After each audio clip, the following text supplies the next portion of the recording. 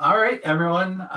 Thanks for joining in on short notice. We kind of had a abbreviated uh, wait period in between these because we're right around Christmas time. So we wanted to bump it up a little bit. So sad to say, this is the second last time we'll be meeting. The last episode of the Spoon and a Bear book club is going to take place next Wednesday. But today we're going to be talking about chapters 21 through 23. So I'm actually looking really forward into getting into some discussion with Greg because one of these chapters, I'm sure he's going to have a story or two that he could share and that I'm looking forward to as well. So anyway, jumping into today's session, chapter 21, if you read it, was titled Catching Cubs, literally.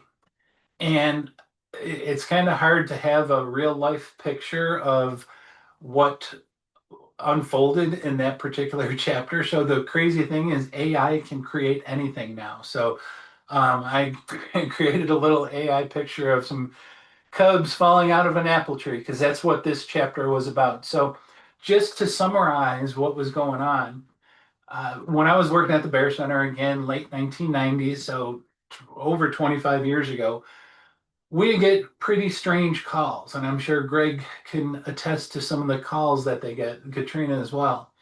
And one of the calls I received is it was very similar to the frantic call from the woman whose husband knew karate because she was just dead set. We had to come and rescue these bears. But the way this call took place, it was a woman up in Gatlinburg, and she had called pretty frantic about these three cubs that were up in our apple tree, and we needed to come out right away and rescue these bears. And again, usually when you receive these calls, you try to get as much information from the caller as possible. And so I was getting some information out, asked her like how long the bears been up there, how big they were, and the thing, like she described some relatively small cubs. I believe they're like maybe 8 or 10 pounds. And they're up in the apple tree. But the one thing she mentioned kind of just soothed me tremendously. Didn't soothe her, but she said that the mom comes back periodically, but she leaves the bears up in the tree for periods of time. And so the fact that the No, mom, you leave him alone. He's oh, doing good. hold on, gotta mute somebody.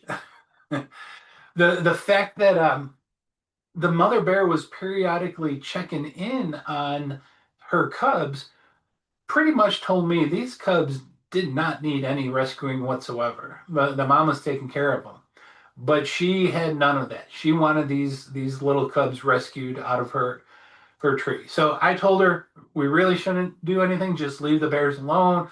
Mom will come back, and eventually, as long as there's apples up in the tree, that's probably a good place for the cubs because they're going to be eating off those apples.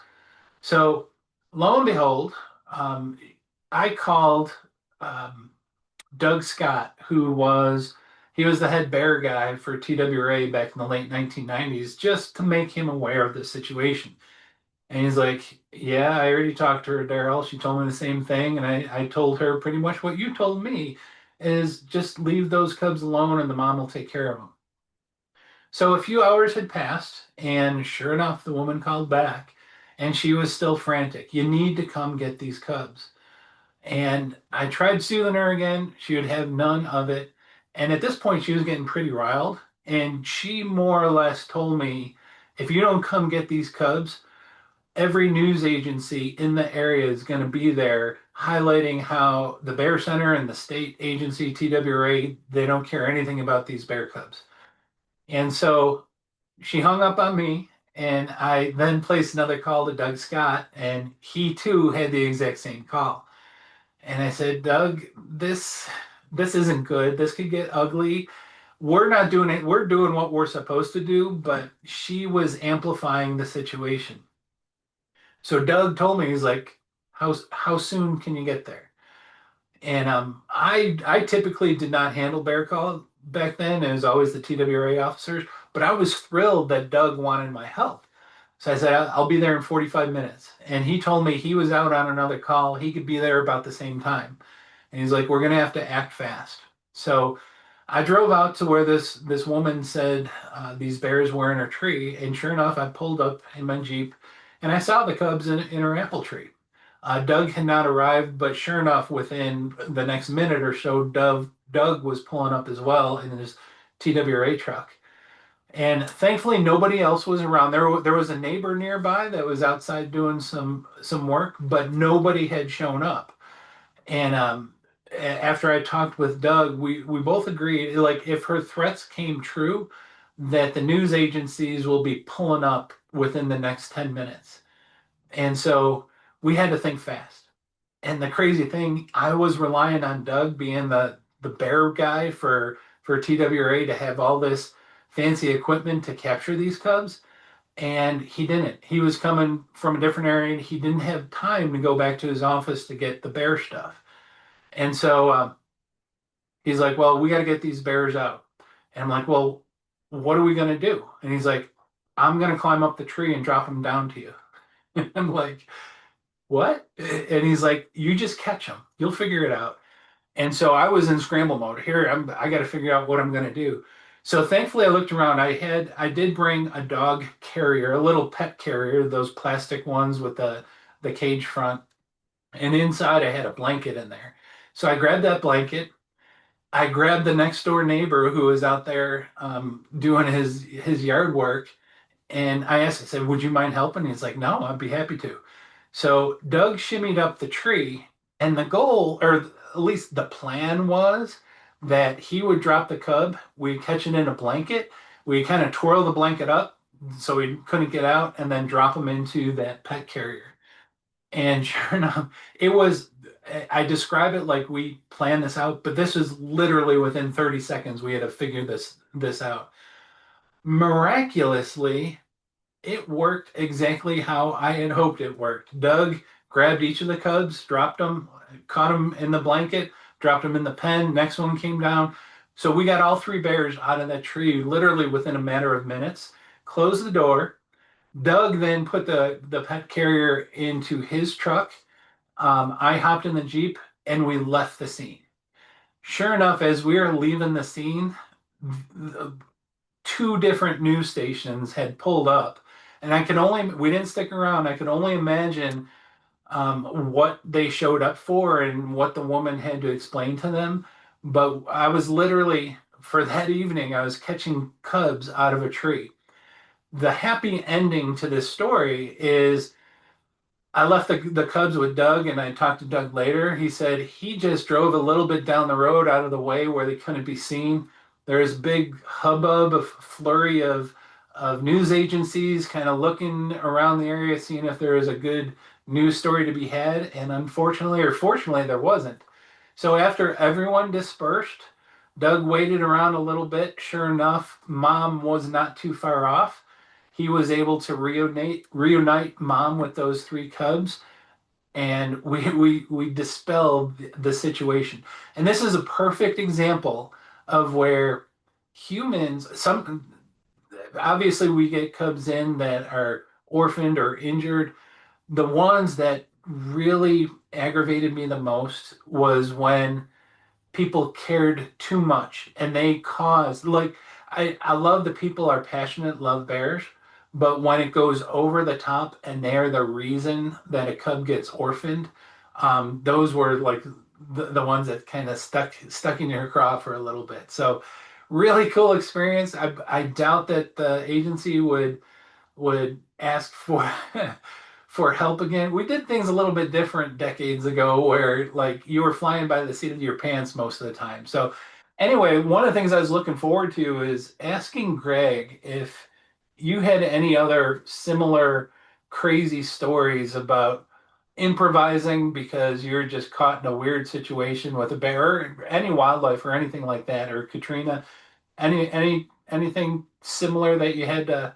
Um, yeah, I could tell you some really crazy stories if we want to spend all night, but There, I've seen cubs grabbed out of trees. I've seen them catch poled. I've seen them dropped out of a catch pole out of a tree and then had to chase them down and grab them. But last year, actually, there was a cub that I happened to be in Gatlinburg. I was picking something up and a mail carrier called about a cub who had just been hit by a car in this neighborhood in Gatlinburg, and it clearly had a broken leg. And I called Dan Gibbs at TWA, and I was like, "Hey, I'm gonna go look at this." Like the mail carrier's sitting there. The mom with the other cubs was there, but it was making their way out of the area, and the cub with the broken it was a hind leg, so it couldn't keep up well with the broken hind leg, and it had kind of holed up at the base of a tree. So I didn't have anything with me at all, but it was May, so it was a 5 pounder, and I called Ryan Williamson because his house is really nearby, and I'm like, "Hey man, Ryan always keeps any kind of cages and catch poles and stuff at his house." I said, "What are you doing?" He's like, "I'm off today." He's like, "I'm taking my daughter to something." I was like, "Can you stop by?" I mean, it's 5 minutes from his house. He came by, gave me a catch pole and some gloves and a have a heart trap, and then I proceeded to sneak up on this cub multiple times and failed to grab it until about an hour and a half of trying to hide and then sneak up, and then it jumped on a tree and I was able to grab it off the tree and get it on my arm and then stuff it into a have a heart. And anybody who's done that knows it's a lot harder to handle a 5 pound cub by the scruff that's like all on your arm and get it into a cage. You got to shake it off your arm. Yep. So I did that, and that bear was the first one that I've ever known of to ride in the back of a Subaru.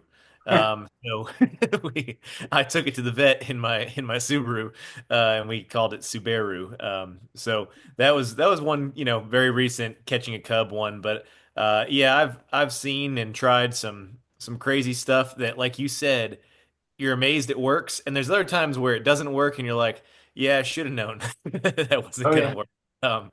So sometimes it pays off, and you just get lucky, and other times you're like, yeah, we should have known better. The funny thing is, because you mentioned about grabbing a small cub, whether or not it's 5 pounds, 10 pounds, people think that they're cute and cuddly, but they can be little Tasmanian devils. Oh yeah. You think of like a wild, or I don't want to say vicious, but a dog that does not want to be picked up. I don't care what size dog it is, you're kind of afraid to pick it up because that thing's going to bite. But the thing with bears, like even when you pick them up by the scruff of the neck, they're so dexterous, they could just reach around and like grab you and like latch onto you. And so I had the one instance with Deacon, the last story that we'll tell, but like he grabbed onto my leg and I was like, oh no, because it's like, how do I get him off? So Yeah. Fish hooks. they definitely make for some fun stories when you're trying to capture them. The one thing I do remember about this particular story, when Doug Scott climbed, he was up in the apple tree, kind of shimmying out on a branch, and all three cubs and Doug were on the same big branch. And so as he was getting closer, he was reaching to grab it.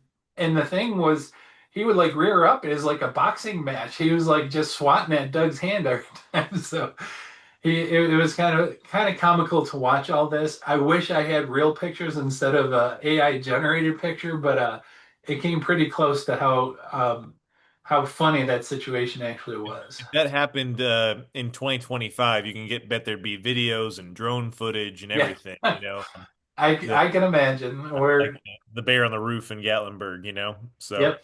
yeah. All right. So that is gonna take me into the next chapter, chapter 21, which is it's it's not a true story from the Bear Center, but it's titled a Bear Story I Will Not Share. And I actually wrote this as a blog on my Facebook page because it's something I truly believe in. And again, we could have a side conversation about this at length. But how many of you folks who are watching this right now have seen on Facebook a photo like this, or like this, or like this? And these photos and these stories will get millions and millions of likes and shares. And oh, that's so cute. I love it. It inspired me to write the article, which you could read about it in that chapter. But one of the things that I firmly believe in is we create, we often create our own problems. And so we always talk about how a fed bear is a dead bear, or the fact that bears that get around humans, they're more likely to be killed at an earlier age, and that's a fact. We have data on that. But the thing that drives me nuts is, especially in these touristy areas like Gatlinburg or even some of the towns out west, Yeah, Lake is Tahoe. yeah, people people go to those places to see this up close and personal. And here we are, we're trying to save bears and say, this is bad behavior. I promise you, the bears exhibiting this behavior, especially the one in the first picture where the bear is looking in that patio door. I don't know if you notice it, but it's got a couple of tags in its ears. It means it's been caught probably multiple times doing really, really bad behavior. And guess what? Most of those bears don't continue doing that bad behavior. They're going to get in trouble or they're going to get put down for breaking into homes. And here we are on Facebook, and I'll be the first to admit, if I come home from work and there's a bear in my I don't have a hot tub, but if I had a hot tub, there's a bear there, I will almost undoubtedly pull my camera out and take a picture of it. However, as soon as that happens, I will do my best to scare the snot out of that bear and get it not comfortable in that area. Same with all these pictures. If it's around a swing set, anywhere around what we call, in fact, Kim Deloder was the one that gave me this term. But when bears are in human country, like around houses or in people's backyards or on their porch, the bears, just like we say we're in bear country, the bears are in human country, and we need to get them out of there because that's when the bears get into trouble.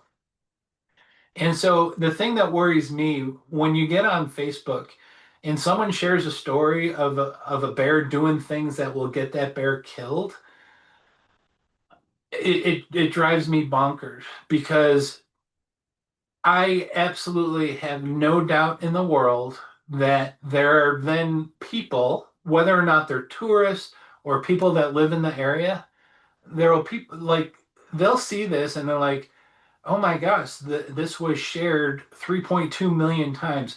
In fact, there was a celebrity, and I can't remember which one it was. It was a female singer. I don't know if it was like um, which female singer it was, but she even shared that on her page. And so I can only imagine that other individuals will see this and say, "Man, if only I could get a picture of a bear doing that in my yard." And intentionally coax a bear there, whether or not they coax it with food or whatever.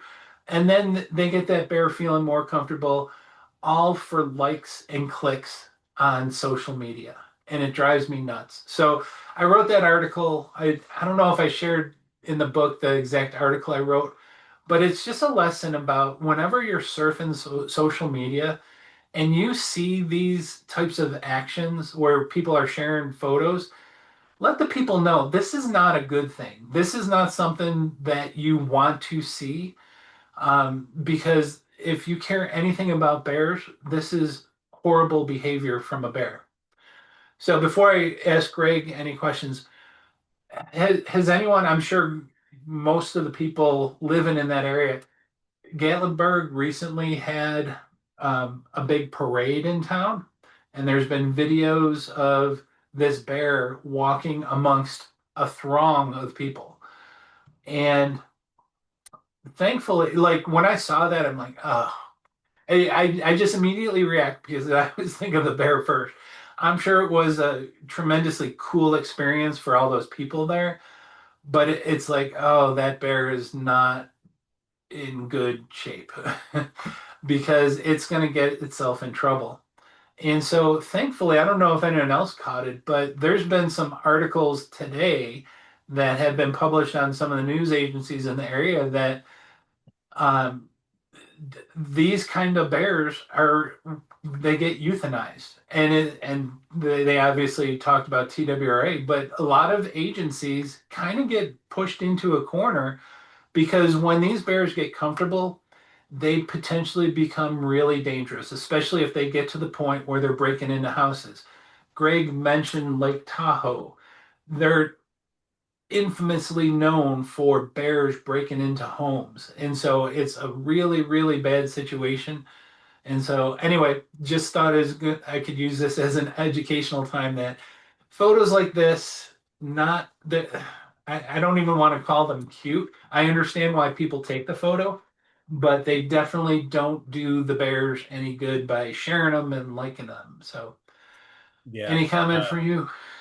Yeah, and anybody else feel free to chime in. I know our followers are some of the most ardent people at discouraging these types of posts and spreading the word about what happens to these bears. And I actually posted on our Facebook today with Katrina's help. Thank you, Katrina. An article that I did an interview for yesterday evening. Gatlinburg WBAR called and they're like, "Hey, would you provide a comment on, these bears in the parade and on the roof and stuff?" And I said, "Yeah, man, I'll come meet you." He's talking to the Gatlinburg City communications director and TWRA also, and he's asking, "Why are we seeing these bears?" And I'm like, "Man, a lot of this stuff's happened, unfortunately, for a very long time. You just have cameras everywhere now. Everyone's got a camera in every situation, and these used to just be stories someone would tell. Now it's the story, and it's on film."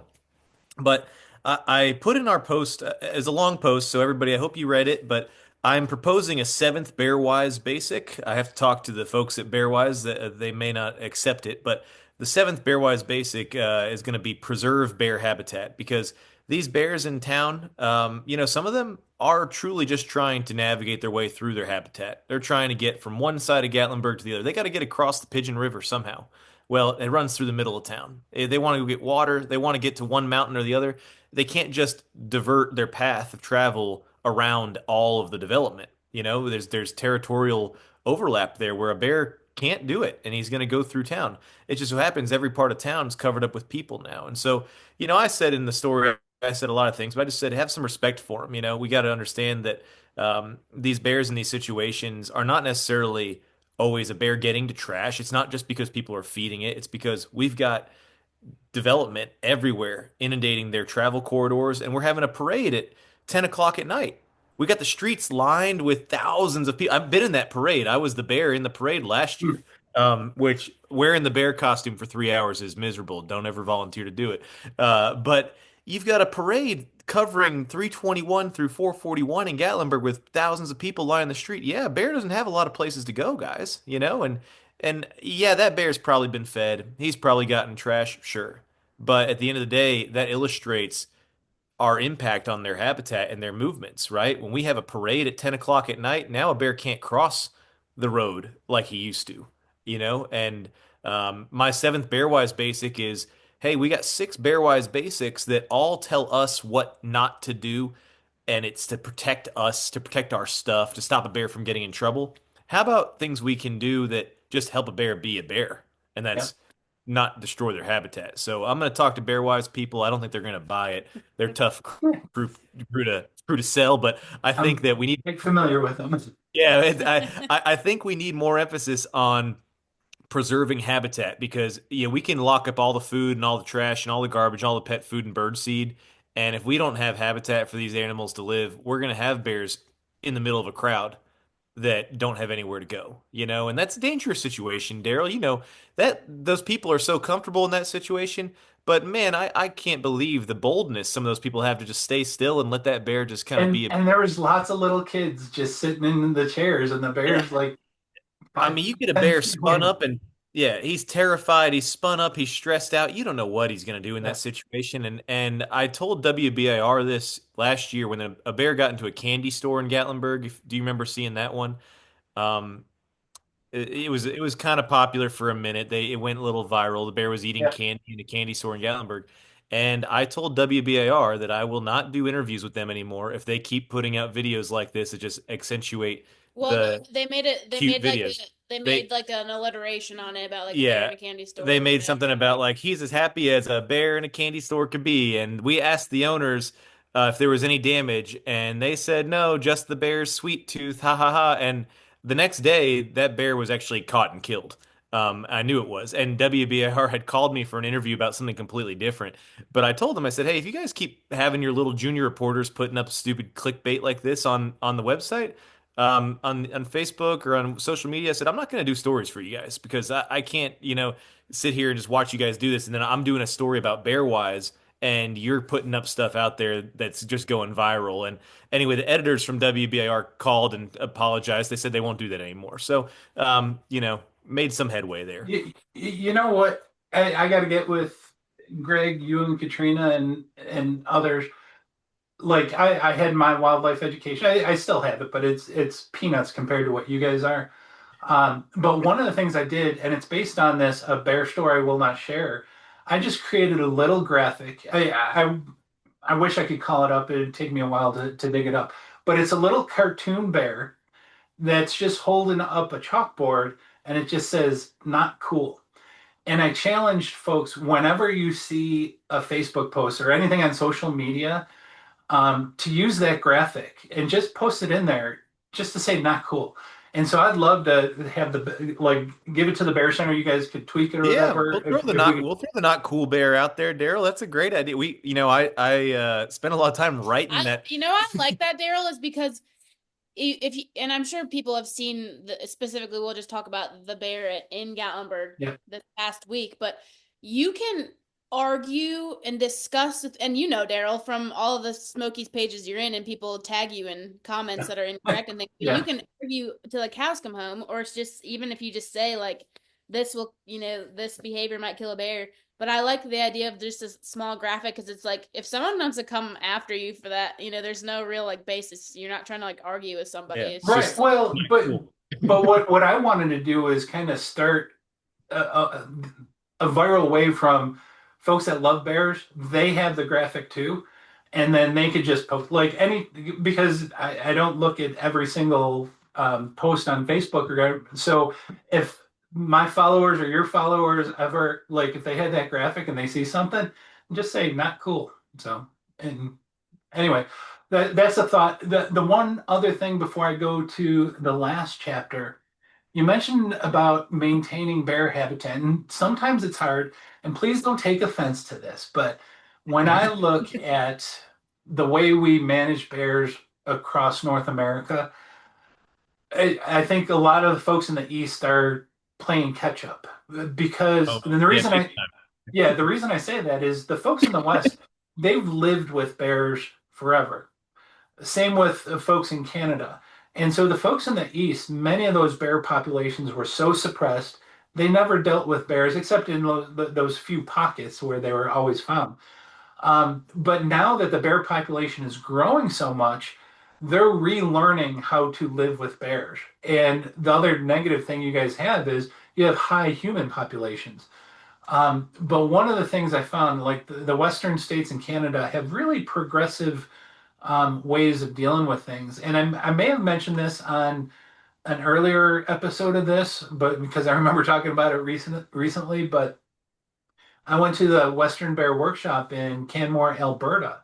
Now they're dealing with black bears and grizzlies, but one of the things I thought was phenomenal, and this was 10, 15 years ago, the town had this greenway, this place where the bears can walk from one side of town to the other side of town.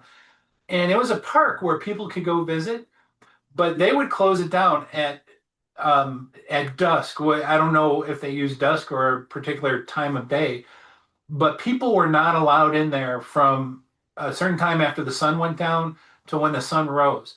And it was going to be just a free area where the animals can move freely without having to worry about running into people. And so they had this ordinance within the town to say, in such and such park, I forget what the name of it was, but it was closed so the animals, in particular the bears and other animals that migrate, can use that greenway to travel from one side of the town to the other. I thought that was really progressive. Don't know if there's, like I said, that one of the biggest issues is you have so many humans. It's just hard to control.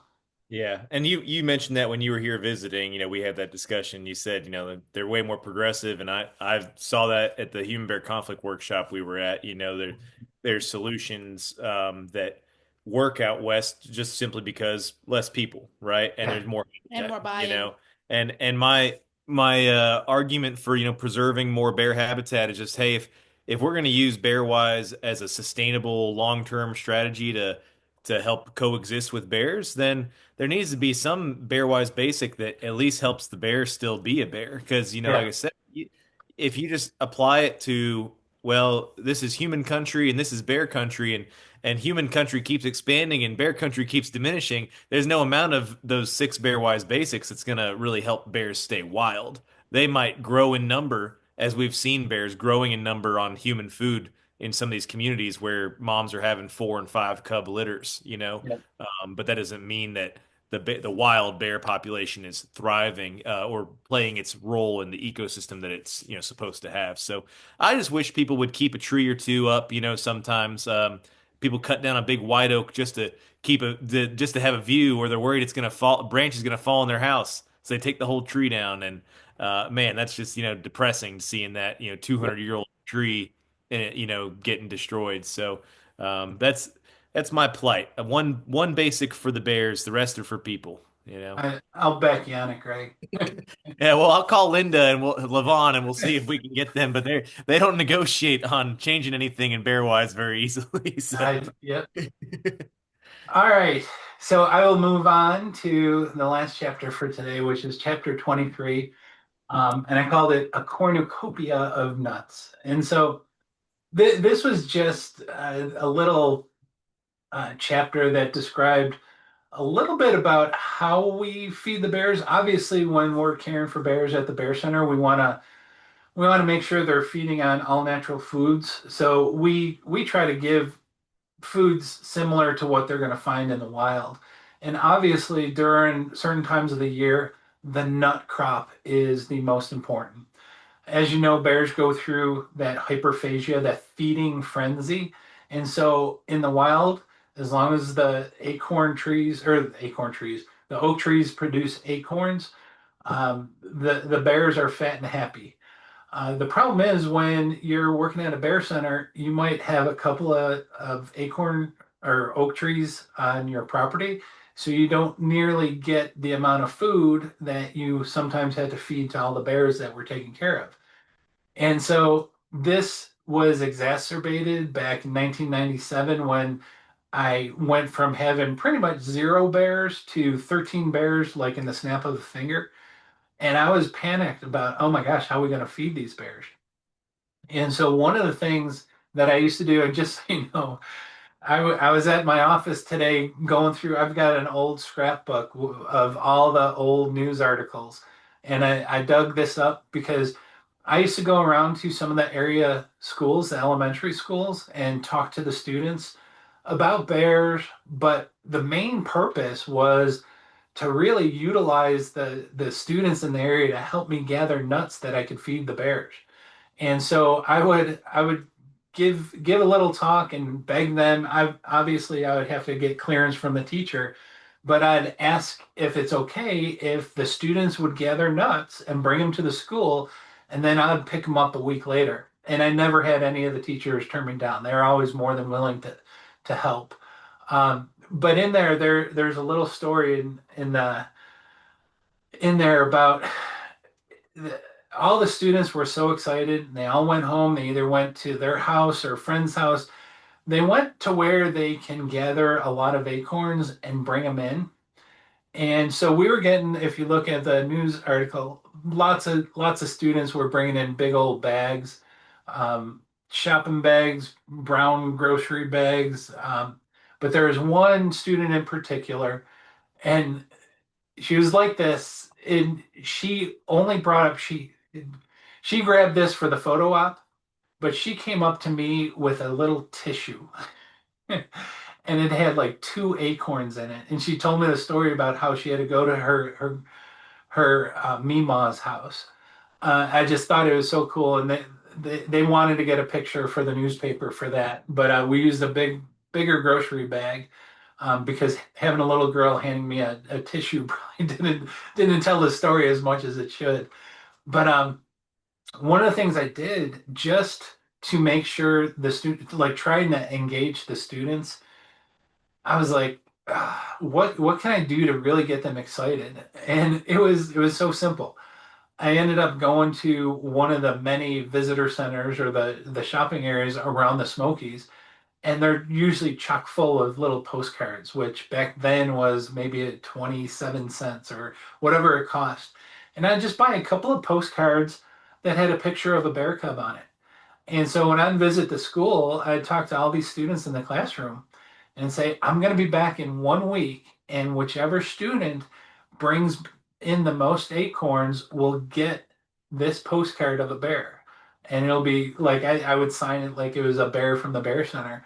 And it was crazy because I'd visit that school, I'd come back a week later, and sometimes the teachers, I would call them beforehand and get a feel for how many nuts they collected. And they're like, you better bring a big old pickup truck because I got nuts flowing out of my classroom. So that was really cool because the bears depended on the nuts to eat to put on fat.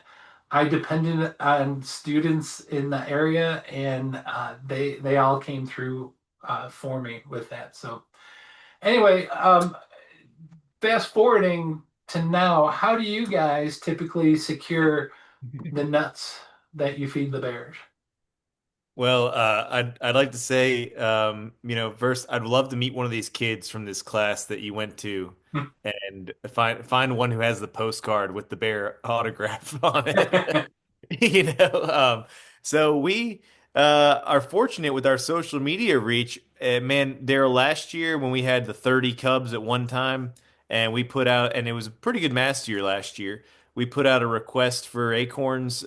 We got truckloads every day to the visitor center. People bring them and drop them off, and we make sure we Well, tell folks that, it was one yeah, lady who took, because people will call Dana and say, "Hey, you take acorns," and she says, "Yes, they have to be clean. They can't be full of sticks." Blah blah. So then this no lady leaves, put them in posted a it. paper bag or a cardboard box, be Yeah. easier, keep So them this lady dry. posted it in like three of the area groups, like Yeah, Maryville speaks out, Townsend, all that stuff, big and people Facebook who had groups. never even heard of us were coming by and bringing us just pounds and pounds of People acorns. started seeing us as a way to get rid of acorns from their yard and their driveways. They were like, "Oh, these people Well, will take acorns, like, and feed them to bears. Cool." And like, people would call, "Hey, can you come pick them up?" And if there were a lot of them, we'd come pick them up from them. But people would gather them, put them in boxes, and drop them off on the front porch of the visitor center. yeah. And we For fed, three for no yeah. 4 or 5 weeks. Oh, I mean, Maybe it's 2 months. it was like 3 months. 3 months. Because we got chestnuts. So there are some folks, Daryl, that have a couple chestnut plantations around here that no one harvests the chestnuts anymore. Oh They're wow. they're all Chinese hybrids that were planted back in like the 50s, and they hit every year. And so we've gotten chestnuts, in September. I mean, even as late as August, late August, you'll get chestnuts.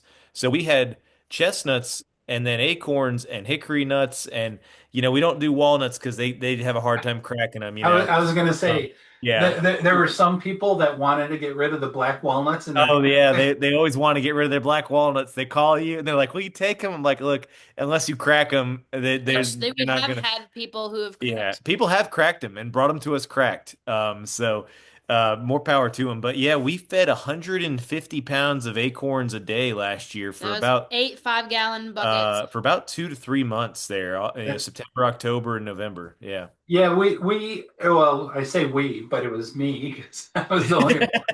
Yeah. I used to have trouble trying to keep them fresh.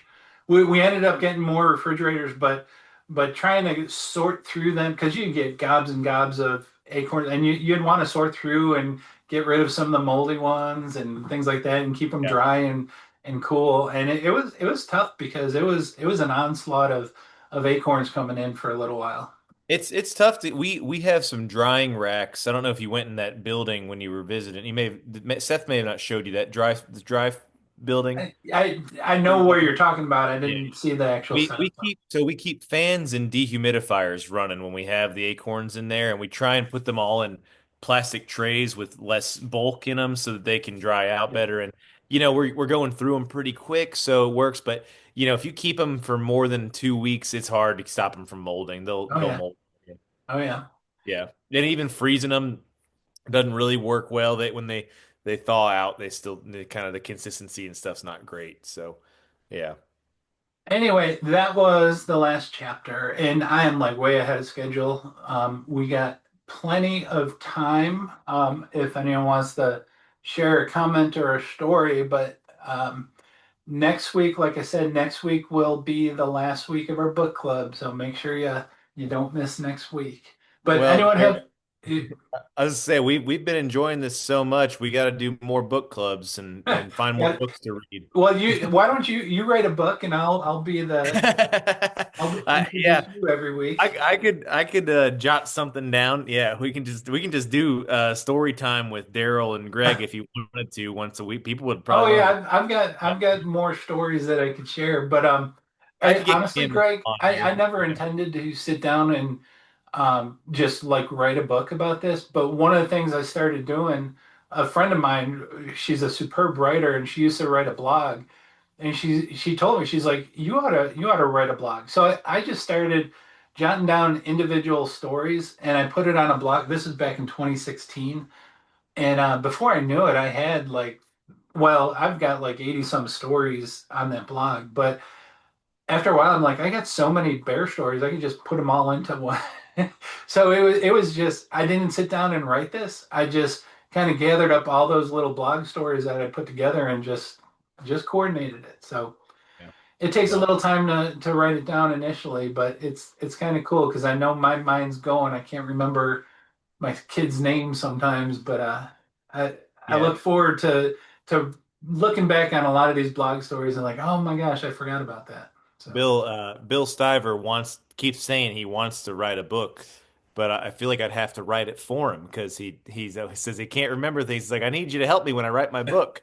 He's like, I want to tell these stories. I need, I'm like, I don't know how that works, Bill. Am I going to make money on that, or is this going to be for you? So, yeah, it'll happen if it does. If not, I'm perfectly fine if it doesn't. But, well, I yeah. like your idea of and it does. I'm just a small player in this book, but if you came up like with a monthly campfire bear talk and then just had maybe Kim join in one day or Bill join in one day and I could get Ryan. I could get Ryan to join us too. Probably, yeah. his home. His kids would probably love it. Because I just sitting around with other folks who have similar stories, the stories just flow. Oh, and you remember this time, and like when Jay Clark joined us, it Yeah, was bringing up memories that have long been forgotten. yeah.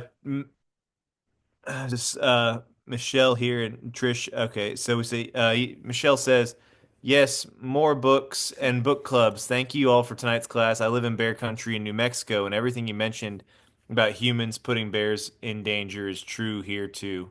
And yeah, Daryl, you were in New Mexico, right? This is I think Michelle and you Yeah, talked I briefly don't at one of the know. other clubs, right? Yeah, Michelle, I don't know if you can turn on your microphone or if I asked you this already, but whereabouts in New Mexico? If you told me once already, I apologize. Like I said, I can't remember things anymore. Or you can put it in the chat. But I was the head biologist for the Santa Fe National Forest for a number of years. So love, love, love New Mexico. Anyway, And how th- many th- how many bears are in New Mexico? She's in Cedar Crest. oh yeah, that's east of Albuquerque. Right. Yeah. So, I mean, there's a good bit of bears in New Mexico, and they're what are they kind of expanding out there? They're holding No, strong. no, they've always been out there. They got a fair number. I don't know what their population estimate, but the thing in the West, um, and I think I don't know if I was You talking to talked you, about the kind of Sky the Island and Sky stuff. Islands. Yeah. Yeah, Yeah. you don't find a lot of the bears in the plains. Like obviously New Mexico is more deserty, but all the mountains in New Mexico, there's some fantastic skiing, some great ice fishing in New Mexico. But the bears are all up in the mountain chains, and there's quite a bit. The thing that I love the most in the West, when you're talking about black bears, much wider variety of what black bears look like. So you get the cinnamon bears, you get the brown bears, you get blonde bears.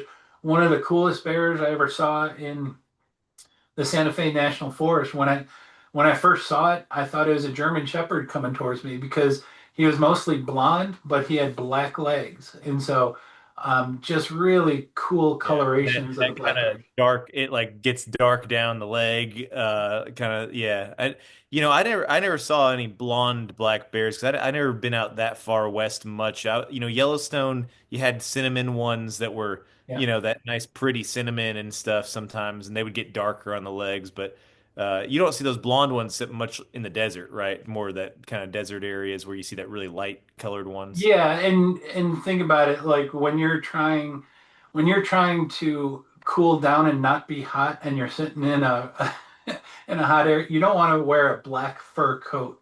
So Right. you Yeah. definitely get some of those much lighter colorations in the desert just for it helps them maintain their body heat better. Well, we can do some fireside chats. We can think of a theme for it. I might be able to get Kim to join us for one or two, and get Ryan and maybe Bill Stiver. Who else do we know? Well, we know a lot of people, so Jessica. we get Jessica Bronstein and Coy could maybe join us, and I know And some people out west too. We could rope in. we're sitting here brainstorming, folks. I hope you don't mind, but you just mentioned folks from out west. I know a couple of folks out here that work quite a bit with the Grizzlies. So if you have, Yeah. if you ever want to expand in that area too, so Yeah, I could ask my friends from Montana that I got to find ones that are better at talking to people though. My my I might be risking it asking some of my friends from Montana to join us. I can't trust them what they would say or wouldn't say if it's appropriate. well, yeah, I made the mistake one time of inviting a super duper smart bear biologist to help do a bear talk with me, and the amount of jargon flowing out of his mouth was like I was kind of like I was the interpreter on the side trying to explain what he was trying to say. Yeah, I'm not worried about jargon as much as just appropriate language or inappropriate language from some of Okay. the people I'm thinking about. So yeah, but I've got some people in Canada too that we could probably reach out to that are really cool. They work with polar bears also and stuff, so maybe we Yeah. could get some of them. What does Kay say here? Still can't believe Kim piled a bear in the back seat of a small plane. Think it as a helicopter, wasn't it? It was a helicopter, right? Yes. Yeah, it was a helicopter, it wasn't a plane. Okay, no, just Does it really hard to matter land. though? Yeah, I know it's still Greg yeah. is a big Hey, details I'm guy. just it's hard to land a plane on top of a mountain, but I believe it was a helicopter on Siler's Bald. We put the I the don't think bear that's in like there. the hard Um, part of that story to hey, believe. Kay, is it helicopter isn't any better? She says. Yeah. Um, I'd like to say, Kim's probably not the only one to ever have a bear in their back seat. I've done it a couple times, and like I said, I had one in the back of, actually, I've had two in the back of my Subaru now. So, So earlier, at least in the Smokies, right now they use something called BAM, which is a acronym for a lot of jargon yeah, drugs. But basically, we can tranquilize a bear and then reverse it when we're ready. And bears can stay down up to, they've had them 8 hours, 12 hours. Obviously, we don't like transporting bears under anesthesia, but it gives us the flexibility that we can dose a bear a little bit heavier when we're working it up, especially if they're stressed. We can make sure that they stay down the whole time, and if it takes a little bit longer than 45 minutes to work up a bear, then we're not working against the clock. However, back a couple decades ago, they were using drugs that wore off.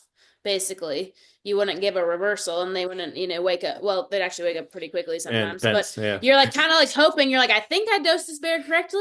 I think it got all the drug, but I'm not actually Yeah. sure. And so I will say, even to this day, Greg and I had this crazy encounter with a yearling bear in the national park, and it was a bear that was small and it was skinny, and Greg darted it with BAM, which theoretically this bear was supposed to be down Yeah, until we wanted it it to wake shouldn't have up. woken up, but It was I may have not.